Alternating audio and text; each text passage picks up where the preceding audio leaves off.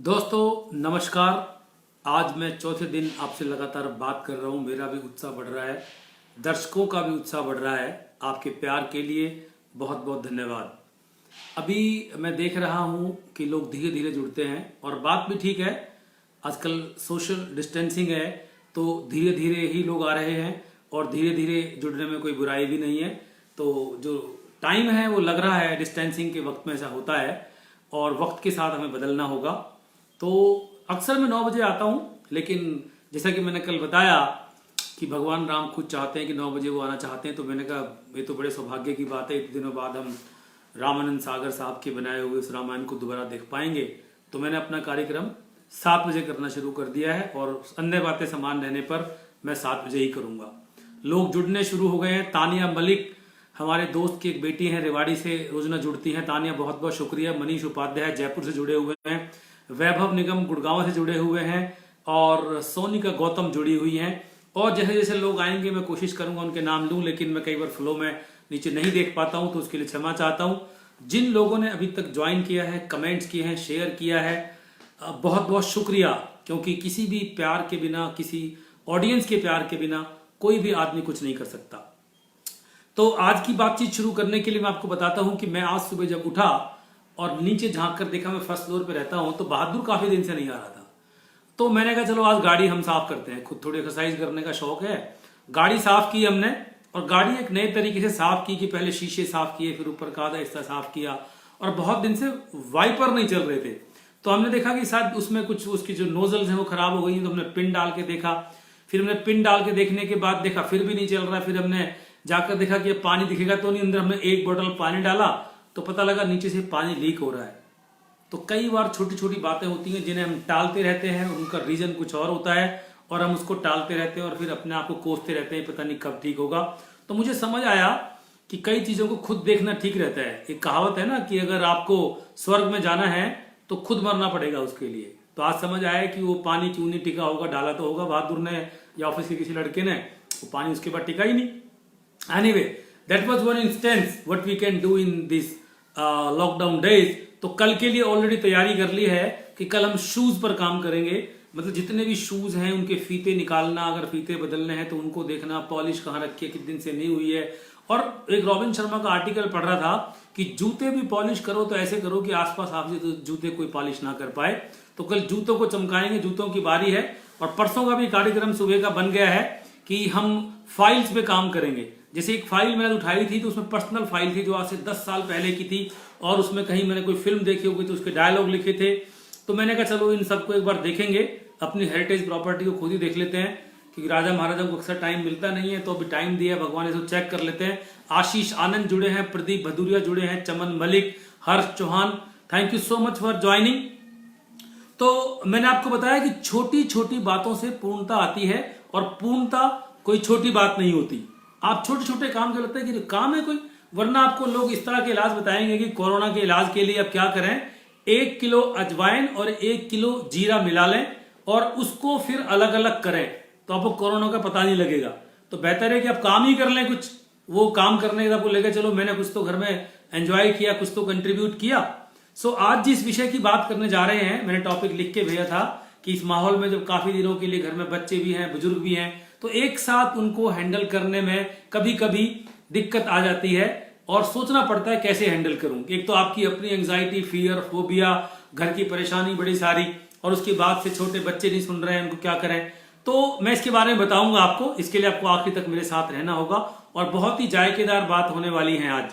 तो मैं सबसे पहले आपको, जो लोग पहली बार जुड़ रहे हैं या जो लोग नहीं सुन पाए थे उस समय, मैं आपको फटाफट रिपीट कर देता हूं कि मैंने अभी तक क्या बताया है बहुत जल्दी से, क्योंकि कई लोगों ने जिन्हें सुना है तो लगेगा तो बार बार बता रहे हैं। सबसे पहले आपको क्लैरिटी चाहिए जिंदगी में कि आपको अभी क्या चाहिए। सबसे पहले सांस आ रही है, वेरी गुड। भूख लग रही है, खाना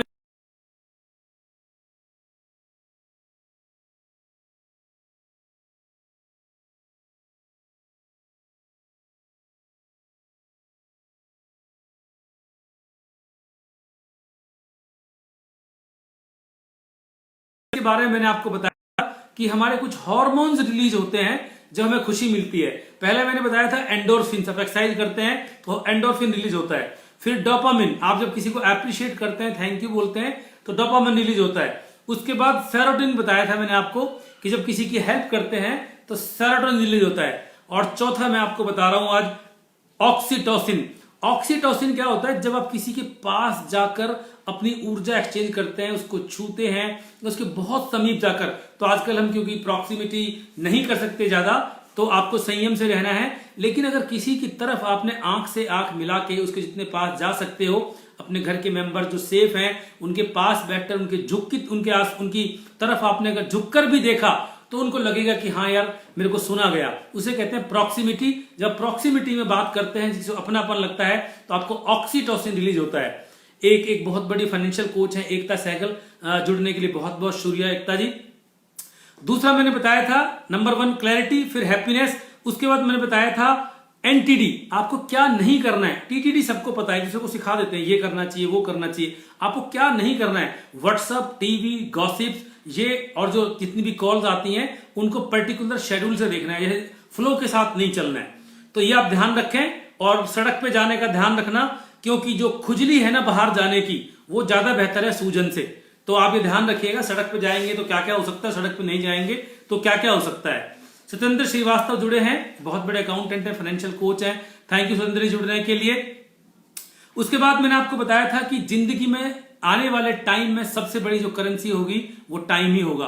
और अगर आप एक एक मिनट को ध्यान से यूज करेंगे तो बहुत कुछ क्रिएट कर सकते हैं। पॉसिबिलिटी क्रिएट करने के लिए बहुत सारी किताबें हैं, यूट्यूब है, कोचिंग्स हैं, आप बात कर सकते हैं, पर्सनली मुझसे मिल सकते हैं। उसके बाद टाइम के साथ मैंने 3 चीज ब्लेंड करने के लिए था, आपकी सुपर एनर्जी, आपकी एडवांस स्किल और लेजर फोकस। अगर टाइम के साथ ये मिलाएंगे यू बिकम अनस्टॉपेबल। कल मैंने जो क्लासेस ली थी, वेबिनार सेशन किए थे, उनमें जो मैंने सीखा था मैंने वो भी बताया था। You have to accept, don't resist. अभी जो है उसको स्वीकार करें। कब होगा, कैसे होगा, किसने शुरू किया, ये आप ना गैलीलियो ना बने। आपके पास जो सामने जो आपकी हिम्मत में है आप वो करते रहें। उसके बाद don't go with the default, don't spend your day with default, spend your day with design. जो आ रहा है वो चलने दो, जो आ रहा है वो खा लो, जो आ रहा है वो मैसेज देख लो, जो आ रहा है उसको फॉरवर्ड कर दो।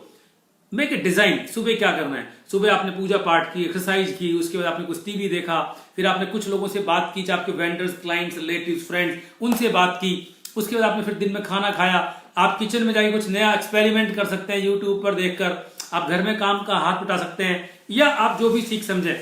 उसके बाद फिर आप खाना खा सकते हैं, सो सकते हैं, फिर आप 2 घंटे काम कर सकते हैं, फिर शाम को चाय पीने के बाद टीवी देख सकते हैं, व्हाट्सएप देख सकते हैं। उसके बाद शाम को 7 बजे आप मुझसे मिल सकते हैं, 9 बजे सकते हैं। खाना खाइए और मौज कीजिए। वो धर्मेंद्र की एक फिल्म थी ना, दाल रोटी खाओ प्रभु के गुण गाओ, थोड़ा जो मिला है थोड़े में मौज मनाओ। तो कभी कभी थोड़ा भी खाना ठीक रहता है। और जो तीसरी बात थी, फोकस आपका प्रोग्रेस पे हो, प्रॉब्लम पे ना हो। तो ये मैंने अभी तक बताया था।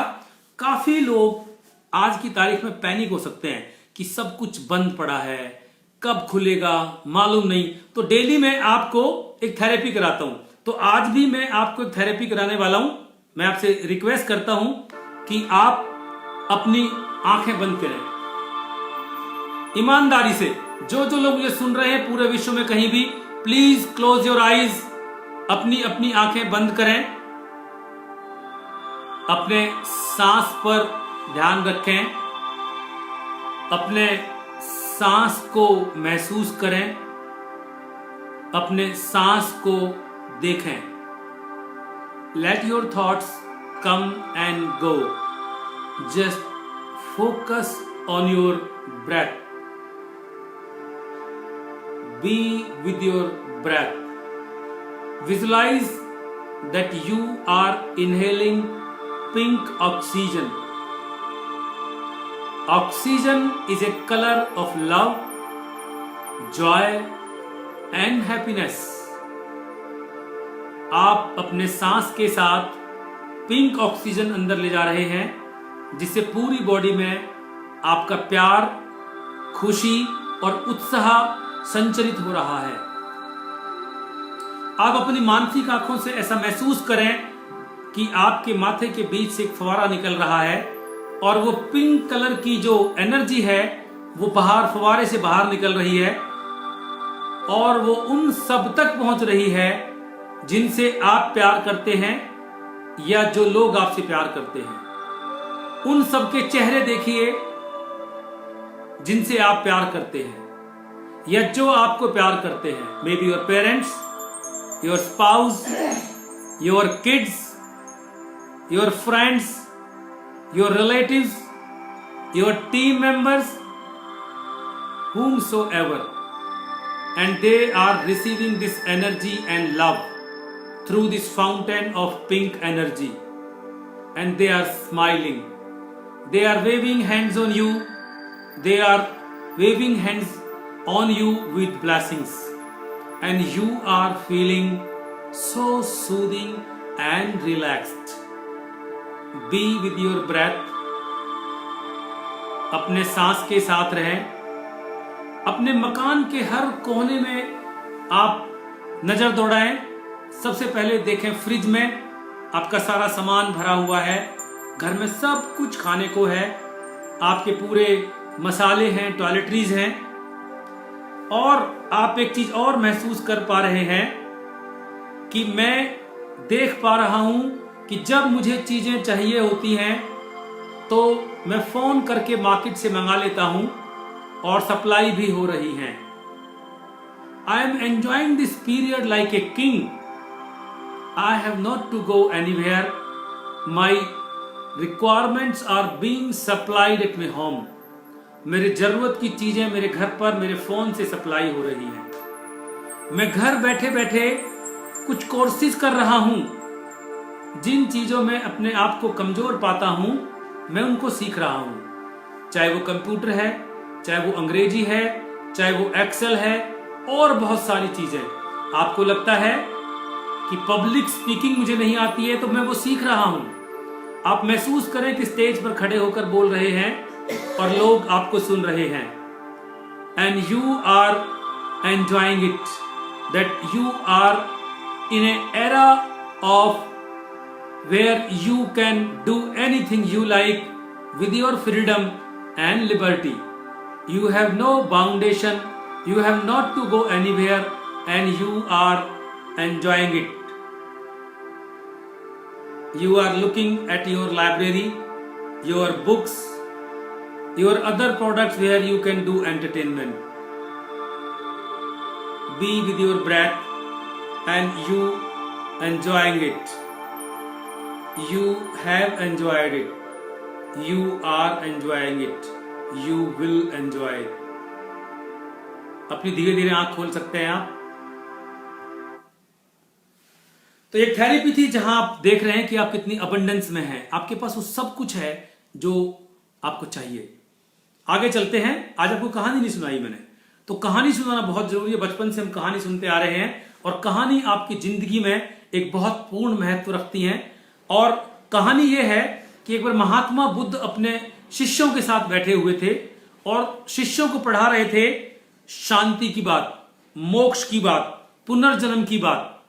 तो एक किसी शिष्य ने पूछा कि हे महात्मन, आप इतने दिनों से इतने लोगों को पढ़ा रहे हैं शांति के बारे में, मोक्ष के बारे में, क्या आज तक किसी को मोक्ष प्राप्त कराया आपने? तो महात्मा बुद्ध ने मुस्कुराकर कहा कि आपका प्रश्न बहुत अच्छा है और मुझे अच्छा भी लग रहा है और मैं इसका उत्तर भी दूंगा, लेकिन मैं उत्तर कल दूंगा। और अभी इस सभा को यहीं पर रोक रहे हैं। आप सबको मैं एक काम दे रहा हूं। आप सब लोग गांव में जाएंगे और गांव में जाकर हर व्यक्ति से, हर घर से ये पूछेंगे कि आपको तुरंत क्या चाहिए, सबसे पहली चीज आपको क्या चाहिए। तो सब लोगों ने, जैसे महात्मा बुद्ध ने कहा, गांव में गए, सबसे पूछा क्या चाहिए। और अगले दिन फिर जब कक्षा शुरू हुई, जब प्रवचन शुरू हुआ, तो महात्मा बुद्ध ने कहा कि आपने प्रश्न कल पूछा था, उसका उत्तर देने का समय आ गया है, लेकिन उससे पहले मैंने आपको एक होमवर्क दिया था, वो होमवर्क मैं सुनना चाहूंगा कि आपने उसमें क्या किया।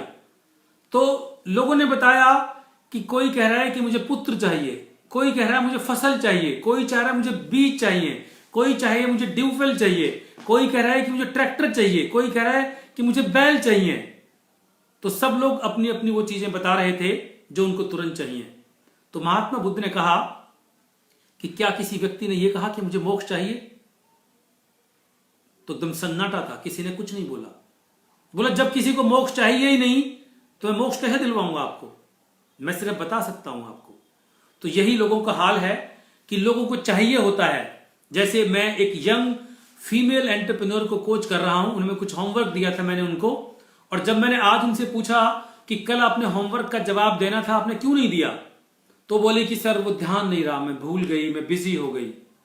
तो मैंने कहा इसका मतलब सिर्फ एक ही है कि आप इसके लिए कमिटेड नहीं है। आपको अच्छा लगता है, you are interested in that, but you are not committed. तो आपको देखना होगा कि जिंदगी में आपको जो चाहिए कि क्या वो आपको सिर्फ इंटरेस्ट है उसमें, या आप उसके लिए कमिटेड हैं। जैसे एक डॉक्टर के पास एक बंदा गया भाग के, डॉक्टर साहब मेरी तबीयत बहुत खराब है, कोई ऐसी दवाई दे दो कि मैं रात को ठीक हो जाऊं और कल तो बिल्कुल ठीक रहूं, क्योंकि मेरी कल बहुत सारी मीटिंग्स हैं, मुझे सही जाना पड़ सकता है बाहर। तो डॉक्टर ने उनको 3 दवाई दी और बोला आपको ये परहेज रखना है, ये दवाई लेनी है, और थोड़ा जब भी वक्त मिले आराम कर लेना। तो चले गए फटाफट, और जब अगले दिन उनका पूरा दिन बीत गया तो उनकी तबीयत काफी खराब थी, और वो शाम को फिर डॉक्टर के पास गए कि डॉक्टर साहब वो मेरे को दवाई दे दीजिए, कोई ऐसी दवाई दीजिए कि मैं तुरंत ठीक हो जाऊं। बोला कल मैंने आपको दवाई दी थी, दवाई ली आपने? डॉक्टर साहब मैं बहुत बिजी रहा, दवाई नहीं ले पाया। अच्छा आप आराम कर पाए थोड़ा 5 मिनट? बोले क्या बात कर रहे हो, कल लगातार भागता रहा, मीटिंग नहीं थी। अच्छा मैंने जो खाने के लिए मना किया था वो नहीं खाना है और ये खाना है। डॉक्टर साहब जानते हैं बाहर जाने के बाद मेरे हाथ में थोड़ा होता है, जो मिल गया मैंने खा लिया। अब आप बताइए कि इसमें डॉक्टर की कितनी गलती है और पेशेंट की कितनी गलती है। अपनी जिंदगी में अक्सर ऐसे ही करते हैं। आजकल घर में 21 दिन में रहना, अभी 18 ही रह गए हैं। तो जो मैंने आपको टॉपिक बताया था कि बच्चों को और बड़ों को एक साथ हैंडल करने के लिए, तो हमारी एक मित्र हैं कविता यादव, वो एक बहुत ही सुलझी हुई पेरेंटिंग कोच हैं, एक अच्छी साइकोलॉजिस्ट हैं, एक कैरियर काउंसलर हैं। तो उनसे बातचीत होती रहती है। उनका 3 दिन पहले क्लिप आया था, वो अक्सर शेयर करती है मेरे साथ, कई बार स्टेज भी शेयर की हमने, बच्चों के साथ कोर्सेज भी कराए हैं। तो जो एक रेडियो 1 पे गिन्नी आती हैं, तो गिन्नी का इंटरव्यू होगा उनके पास उस आरजे के साथ। तो गिन्नी ने पूछा होगा कि आजकल बच्चों को ऐसा क्या कराएं, पूरे दिन व्यस्त रखें, ऐसी कौन सी एक्टिविटीज या गेम्स कराएं कि बच्चों को हैंडल कर पाएं। तो कविता जी उस क्लिप में उनका जवाब दे रही थी कि आप सोचिए जब आप छोटे थे आप क्या खेलते थे, आपको क्या पसंद था। तो आपको बच्चा बन के सोचना पड़ेगा कि क्या क्या बच्चों को चाहिए, वही आपको करना है। उसी तरह के गेम बनाने हैं, उसी तरह के खाना बनाना है, उसी तरह उनको सुनना है, उसी तरह उनके जवाब देने हैं जैसे आप बचपन में करते थे। मेरे को सुन के बड़ा अच्छा लगा। मैंने कविता जी को मुबारकबाद दी और साथ में अपने एक ऑडियो मैसेज भेजा उनको कि कविता जी आपने बताया कि बचपन में जाके देखो तो आपको बच्चों की चीज पता लग जाएंगी और बच्चों को वैसे हैंडल कर सकते हैं। अब मेरा सवाल यह है कि बचपन का तो हैंडल कर लेंगे क्योंकि बच्चे थे, लेकिन मैं बुजुर्ग तो नहीं हुआ हूं। अब बुजुर्गों के बारे में मैं कैसे हैंडल करूं, थोड़ा मार्गदर्शन करें। मैं लोगों को फेसबुक पे बताऊंगा, खुद भी पालन करूंगा। तो उन्होंने बताया राकेश जी कब बात कर सकते हैं। उनको पता है मेरा कि राकेश जी से एकदम बात करना भी एक अजीब सी बात हो जाएगी। तो आज का उनका दिन फिक्स था। उन्होंने मुझे बताया ठीक 1 बजे फोन करना था। उन्होंने ठीक 1 बजे, समय की बड़ी अनुशासित रहती है कविता जी। तो कविता जी ने बताया कि राकेश जी बात समझ लीजिए, बच्चों का समझ लीजिए, बुजुर्गों का सवाल आपका बहुत अच्छा है। तो आप समझ लीजिए कि बच्चे और बुजुर्ग एक जैसे होते हैं। आपको बुजुर्ग के साथ भी वैसे ही हैंडल करना होगा जैसे बच्चों को हैंडल करना होता है। वो कभी कभी आप नहीं दोगे तो बुरा मान जाएंगे, मुझे पूछा ही नहीं, मुझे दिया ही नहीं। और कई बार आप ज्यादा पूछोगे तो बोलेंगे इतना क्यों पूछ रहे हो बार बार आप। तो आप ये मानो कि वो ऐसे ही हैं और आपको उनसे पूछना भी होगा और ज्यादा नहीं भी पूछना होगा। आपको पता होना चाहिए कि उनको क्या पसंद है, क्या पसंद नहीं है। और आप जैसे वो बता रही थी अपने परिवार का, मेरे घर में मेरी मदर इन लॉ भी हैं, 2 छोटे बच्चे भी हैं, मेरा हस्बैंड भी है। तो बोला जैसे अगर मेरी मदर इन लॉ हैं तो मेरी बेटी उनसे अलग बात करती है, उनसे खेलती है, बड़ी बेटी कुछ और बात करती है मोबाइल के बारे में। मेरे हस्बैंड क्योंकि उनके बेटे हैं तो वो जानते ही हैं, मैं उनको अपने तरीके से पूछती हूँ बहू होने के नाते। तो हर एक का अपना अपना एक उनके साथ कम्युनिकेशन सिस्टम है और हर एक उनको समझता है।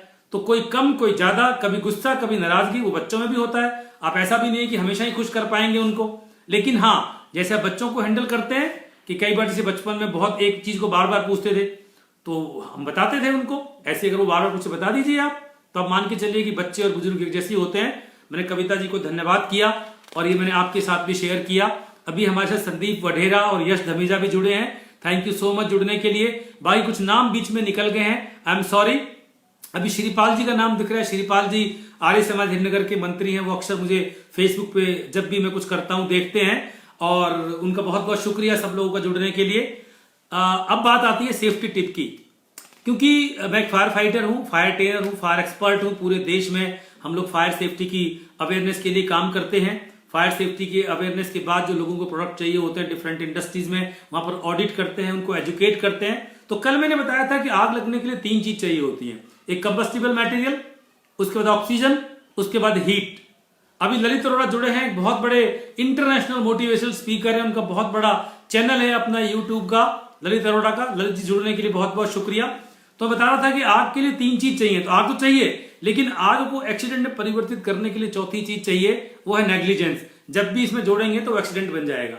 आज उससे आगे चलते हैं। जब भी आपके दिमाग में कहीं आग को बुझाने की बात आती है तो सबसे पहले अक्सर पानी आता है। तो बात भी ठीक है कि आग को बुझाने के लिए पानी ले आइए, पानी से आग बुझ जाएगी। लेकिन क्या बिजली के मीटर में कहीं आग लगेगी तो आप पानी फेंकेंगे? तो आप कहेंगे नहीं, क्योंकि वो कंडक्टिव होता है, सुचालक होता है। चलाने वाले पर या पानी फेंकने वाले के साथ भी दुर्घटना होती है। अभी राजीव गुप्ता जी जुड़े। राजीव जी थैंक यू सो मच, जुड़ने के लिए बहुत बहुत शुक्रिया। राजीव जी एक बहुत मशहूर रेनाउंड आर्किटेक्ट हैं इंडस्ट्रीज के, आईआईटी रुड़की से 30 साल पहले पढ़े हुए, 30 साल का तजर्बा उनका, बहुत बड़ी टीम है, 2 ऑफिस है उनके।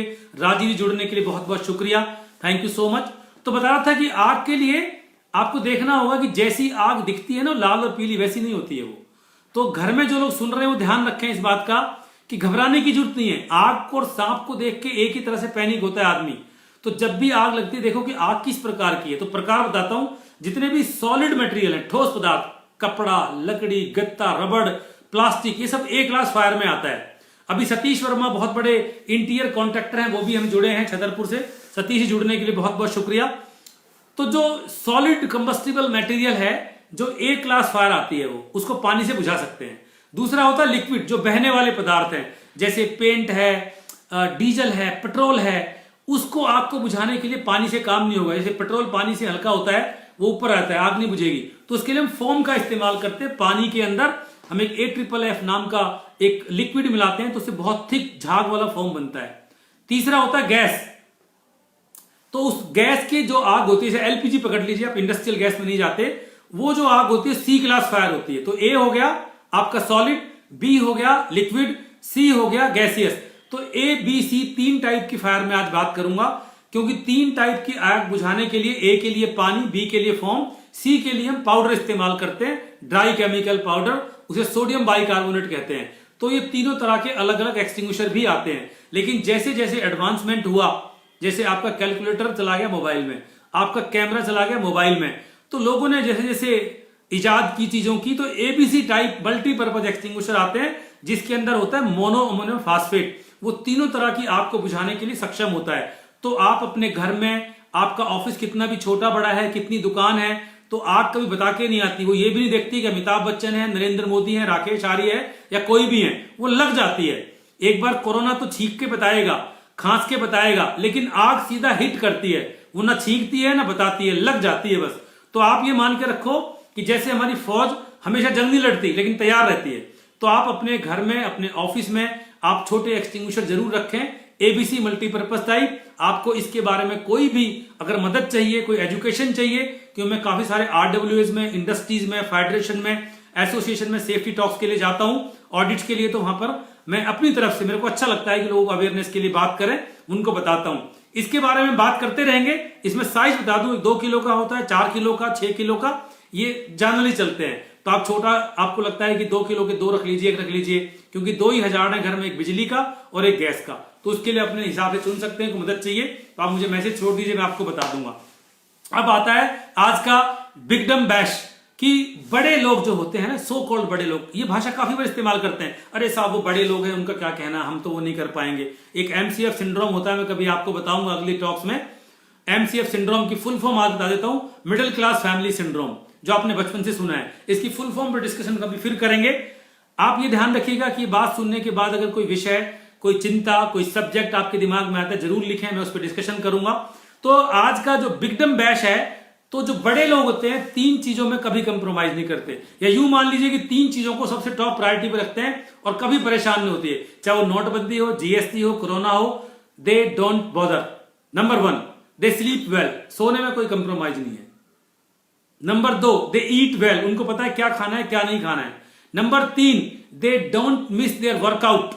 आप देखिए बड़े बड़े लोगों को, सो कॉल्ड बड़े लोग, they would be always at either gym और इन योगा क्लास और स्विमिंग पूल और समवेयर एल्स, और वो अपने पे कंप्रोमाइज भी नहीं करते हैं। जैसे मैं कई लोगों को बात करता हूं कि सर सुबह जल्दी मिले, sorry Rakesh, tomorrow at this time I would be in gym, I don't want to miss that because entire day I would be tired and busy, so workout is must. तो बड़े लोग 3 चीजों पर ध्यान रखें अगर आप बड़े लोग बनना चाहते हैं, क्योंकि बड़े लोग जेब में कितने पैसे किसी को नहीं पता, बैंक में कितने पैसे पता नहीं, बड़े यहां से बनते हैं। आपने त्रिशूल फिल्म देखी होगी, अमिताभ बच्चन का डायलॉग था कि जब मैं शहर में आया था तो मेरी जेब में 5 फूटी कौड़ी नहीं थी, लेकिन 5 लाख की डील करने के लिए था। वो यहां से बनता है बड़ा आदमी। तो यश धमीजा जी कह रहे हैं उनको अच्छा लग रहा है। Yash ji thank you so much आपके कॉम्प्लीमेंट के लिए। तो ये मैंने आपको बिगडम बेस्ट दिया। अभी चलने से पहले मैं आपको बता दूं, कल मैं आपको फिर शाम को 7 बजे ही मिलूंगा, और आप ये ध्यान रखें कि हाथ छूने की मनाही है, लेकिन साथ नहीं छोड़ना आपने। तो हाथ ना छुएं, लेकिन साथ जरूर ध्यान रखें।